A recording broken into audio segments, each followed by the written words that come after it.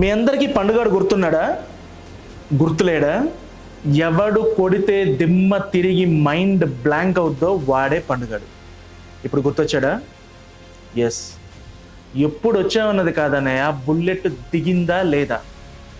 పోక్రీగా పండుగాడు కొట్టిన దెబ్బకు industry mind blank అయి 20 ఏళ్ళైంది. అంటే పోకిరి రిలీజ్ అయ్యి 20 ఏళ్ళైంది. Yes, 20 years of Pokiri.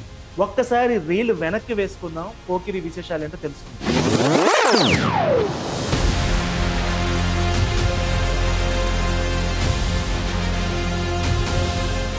April 28, 2006 Mahesh బాబులో mass appeal, Puri Jagannath pen power, Ileana beauty, Manisharma magic ఏ రేంజ్లో ఉంటుందో జనాలకు తెలిసిన రోజు. పోకిరి మూవీ రిలీజ్ అయిన రోజు, పాన్ ఇండియా ప్యాకేజీలు రాకముందే టాలీవుడ్ ఇండస్ట్రీ పొటెన్షియాలిటీ ఏంటో ప్రపంచానికి చాటి చెప్పిన రోజు, అసలైన కమర్షియల్ మూవీ సత్తా ఏంటో చాటిన రోజు, అదే పోకిరి రిలీజ్ అయిన రోజు. ఇవాళకి పోకిరి రిలీజ్ అయ్యి 20 ఏళ్ళు. ఇప్పటికీ పోకిరి సినిమా డైలాగులు, పోకిరి సినిమా పాటలు, పోకిరి మీమ్స్ ట్రెండింగ్లో ఉంటున్నాయంటే ఆ సినిమా కెపాసిటీ ఏంటో అర్థమవుతుంది. 20 ఏళ్ళైన సందర్భంగా ఆ సినిమా గురించి ఒక 20 ఇంట్రెస్టింగ్ ఫ్యాక్ట్స్ చెప్పుకుందాం. నెంబర్ 1, పోకిరి అని ఇంత పాపులర్ అయింది కానీ అసలు ఆ సినిమా పేరు అది కాదు. హీరో కూడా మహేష్ కాదు. పూరి ఊహల్లో ఉన్నటువంటి సినిమా వేరు. ఆ సినిమాను ఉత్తమ్ సింగ్ సన్ ఆఫ్ సూర్యనారాయణ అనే టైటిల్తో పూరి రాసుకున్నారు. నెంబర్ 2, అసలు ఈ సినిమాను మొట్టమొదటి చెప్పింది ఎవరికో తెలుసా? పవన్ కళ్యాణ్కి. పవన్ కళ్యాణ్కి బద్రీ షూటింగ్ సమయంలోనే ఈ కథ చెప్పారు, కానీ ఆయన చేయలేదు. మూడో విషయం, ఈ సినిమాని రవితేజతో చేయాలనుకున్నారు. అయితే అప్పటికే పూరి వల్ల చాలా హిట్స్ వచ్చాయి రవితేజకి, ఆయన ఖాళీ లేదు. చివరికి ఈ సినిమాకు ముందు సూపర్ అయిన ఒక మూవీ తీశారు పూరి జగన్నాథ్. ఆ మూవీలో యాక్ట్ చేసినటువంటి సోనూ సూద్తో కూడా ఈ సినిమా తీయాలని ఫిక్స్ అయ్యారు. కానీ ఎలాగోలా ఈ స్టోరీ మహేష్ బాబు దగ్గరికి వెళ్ళింది. కథ విన్న వెంటనే మహేష్ బాబు ఓకే చెప్పి డేట్స్ లాక్ చేశారు. సినిమా ప్రొడ్యూసర్గా మహేష్ అక్క మంజులానే ప్రొడ్యూస్ చేయడానికి కూడా ముందుకొచ్చారు. ఇది అయిపోయిన తర్వాత ఇక హీరోయిన్గా ఎవరు అనుకున్నారంటే ముందు ఆయేషా టకియా అనుకున్నారు. అప్పటికే ఆవిడ సూపర్లో యాక్ట్ చేసింది. ఆవిడ కుదరకపోవడంతో కంగనా రనౌత్ని ఫిక్స్ చేశారు. ఆల్మోస్ట్ కంగనా రనౌత్ ఫిక్స్ అయిన తర్వాత కంగనా తనకు బాలీవుడ్ ఆఫర్ వచ్చేసిందని బాలీవుడ్కి చెక్కేసింది. ఇలియానా ఎంటర్ అయింది. ఇక నెక్స్ట్ మహేష్ బాబు ఎంటర్ అయిన తర్వాత ఈ సినిమా రూపే మారిపోయింది. మహేష్ బాబు రూపం కూడా మారిపోయింది. అప్పటి వరకు సటిల్ యాక్టింగ్తో సైలెంట్గా ఉండే మహేష్ బాబును పూర్తిగా మార్చేసి అసలు అప్పటి వరకు ఎప్పుడూ చూడని ఒక కొత్త మహేష్ని పరిచయం చేశాడు పూరి జగన్నాథ్. మిల్కీ బాయ్ మహేష్ను లాంగ్ హెయిర్ స్టైల్ తోటి, రఫ్ లుక్ తోటి, డిఫరెంట్ మేనరిజం తోటి చేసి జనంలోకి వదిలారు. మహేష్ను అలా చూసినటువంటి ఫ్యాన్స్, కుర్రకారు హోరెత్తిపోయారు. ఇక ఈ సినిమాలో లుక్ మాత్రమే కాదు, అసలు మహేష్ మూవీ కెరీర్నే మలుపు తిప్పిన సినిమాగా ఈ సినిమాని చెప్పుకోవచ్చు. ఈ సినిమా నుంచే మహేష్ బాబు స్టోరీ సెలక్షన్ మారిపోయింది. మహేష్ బాబు మాస్ సినిమాలు చేయడం మొదలుపెట్టారు. ప్రిన్స్ మహేష్ కాస్త సూపర్ స్టార్ మహేష్ అయింది కూడా ఈ సినిమాతో.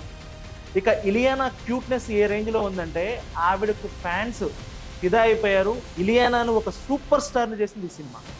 నెక్స్ట్ పాయింట్, పండు క్యారెక్టర్ను యాంటీ హీరోగా చూపించారు. క్లైమాక్స్ వరకు అంటే లాస్ట్ 15 minutes వరకు కూడా హీరో క్యారెక్టర్ రివీల్ అవ్వదు. ఇది చాలా రిస్క్తో కూడుకున్న విషయం. అయినా కానీ మహేష్, పూరి ఆ రిస్క్ తీసుకున్నారు. ఇక ఈ గ్యాంగ్స్టర్ మూవీలో గన్సే కాదు, డైలాగులు కూడా ఓ రేంజ్లో పేరాయి. ఎప్పుడు వచ్చామన్నది కాదన్నయ్య, బుల్లెట్ దిగిందా లేదా అన్నది ఇప్పటికీ చాలా చాలా ఫేమస్ ట్రెండింగ్ డైలాగ్. అలాగే ఇలియానాతో ఉండేటువంటి రొమాంటిక్ క్యూట్ సీన్లు, ఉప్మా పైన వేసినటువంటి జోకులు ఇప్పటికీ ఫ్రెష్ ఫీలింగ్ని ఇస్తుంటాయి. టైల్స్ వేస్తున్నారు కదా అంటూ మహేష్ బాబు ఒక రకమైనటువంటి మేనరిజంతో చెప్పినటువంటి డైలాగ్ని ఇప్పటికీ వాడుతూ ఉన్నారు. ఆశిష్ విద్యార్థిని చేసినటువంటి మార్కింగ్ అయితే పిచ్చ హై ఇచ్చింది. ఇక ఈ డైలాగులే కాదు, మహేష్ బాబు తన టైమింగ్ తోటి వాటిని ఇంకో రేంజ్కి తీసుకెళ్ళాడు. క్లైమాక్స్లో నాజర్ సీను, ప్రీ క్లైమాక్స్లో నాజర్ సీను, ఆ తర్వాత కృష్ణమోహన్ ఎంట్రీ. అంటే మహేష్ బాబు ఎంట్రీ అనేది, ఒక ఐపీఎస్ ఆఫీసర్గా మహేష్ బాబు ఎంట్రీ అనేది ఫ్యాన్స్కు పూనకాలు ఇచ్చింది. ఇక డైలాగులు, మేనరిజమ్స్, టేకింగ్, స్క్రీన్ ప్లే ఇవి మాత్రమే కాదు, ఈ సినిమాలో ఉన్నటువంటి మెయిన్ హైలైట్ మ్యూజిక్.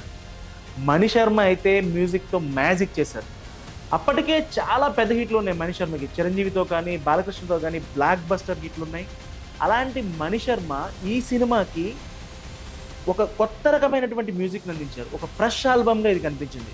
గలగల పారుతున్న గోదావరిలో అనే సాంగ్, అది పాత మూవీ నుంచి తీసుకున్నటువంటి అడాప్ట్ చేసుకున్నటువంటి ఒక మెలోడీ.